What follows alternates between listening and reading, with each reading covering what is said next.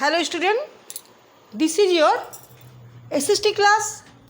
Today we will discuss remaining parts of chapter 4, the Democratic Republic of Congo.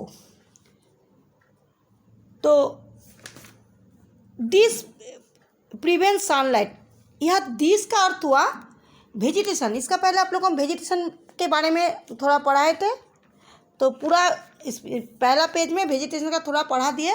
तो अभी next page में अभी थोड़ा सा वेजिटेशन वाला आपको बताएंगे।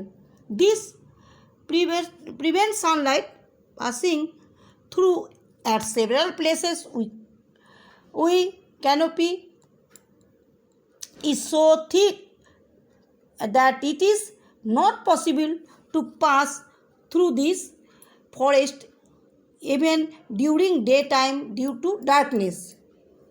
The important trees are rubber, mahogany, ebony, coconut and bamboo. सूरज के प्रकाश के गुजरने से रोकता है। कोई स्थान पर छतरी इतनी मोटी है कि अंधेरे के कारण दिन के समय भी इन जंगलों से गुजरना संभव नहीं है। यहाँ का महत्वपूर्ण पेड़ है रबर, मेहगनी, अबनुस, कोकोनट, नारियल और बांस, bamboo. Wild life,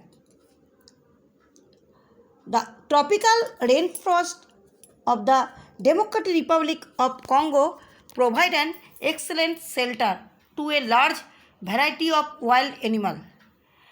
Antelopes, tigers,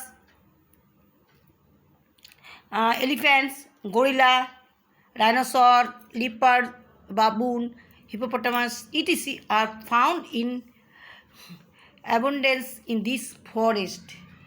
Congo लोकतांत्रिक जनराज्य में उष्णकटिबंधीय जंगल में जानवर का एक विशाल विविधता को एक उत्कृष्ट आश्रय प्रदान करते हैं, जैसे मृग, बाघ, हाथी, गोरिल्ला, गेंडा। इन जंगलों में तेंदुए, बाबून और घोड़े आदि बहुत पाए जाते हैं।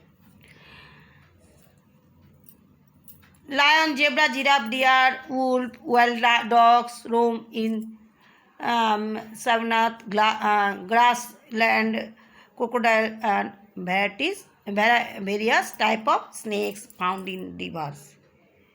इस मैदान में शेर, जेब्रा, जिराफ, हिरन, भेड़िया और जंगली कुत्ते घूमते हैं।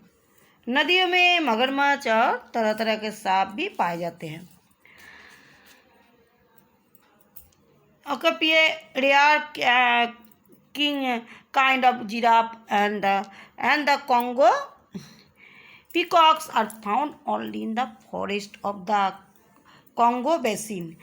The forests are also home of many type of insects such as bees, butterflies, beetles and TCTC flies. The TCTC flies cause of deadly disease called sleeping sickness in human being. Many kinds of colorful birds also live in this forest. Owing of its wide variety of wild animals, the Democratic Republic of Congo is called Natural Zoo of the World.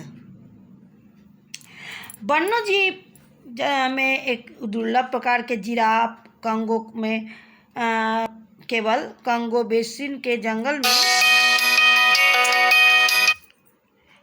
जंगलों में पाए जाते हैं। जंगल के में कोई प्रकार के कीड़ों का भी घर, जैसे मधुमक्खी, तितली, मृग और मक्खियाँ मनुष्य को स्लीपिंग सिकनेस नामक घातक बीमारी का कारण जो मक्खी है उसको भी जो काटने से इस बीमारी होता है, वो भी इस जंगल में पाया जाता है। इस जंगल में कई तरह के रंग बिरंगे पक्षी भी रहते हैं। इसीलिए जंगल को जानवर से विविधता के कारण कंगो लोकतांत्रिक गणराज्य को दुनिया का प्राकृतिक चिड़ियाघर कहा जाता है। Natural resource, the democratic Republic Congo is rich in mineral like gold, diamond, copper, manganese, cobalt, uranium and coal. It is the largest producer of cobalt and industrial diamond in the world. The Katanga province in the southern part of country of famous for vast copper field.